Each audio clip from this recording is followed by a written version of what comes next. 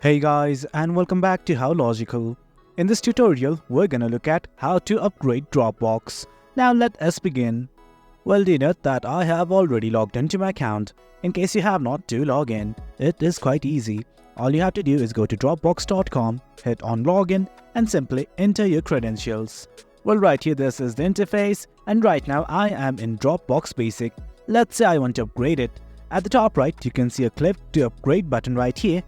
And in case you don't find this, simply hit on this account button, that's your profile picture.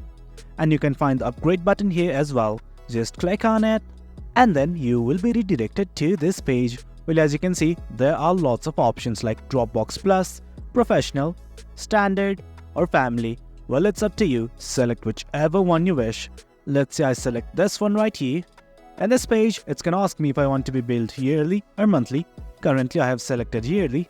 Just scroll down and select whether you want to pay from Visa, MasterCard, or simply PayPal. Well, it's up to you. Just enter your credit card number, expiration date, that is your details and everything. Just scroll down.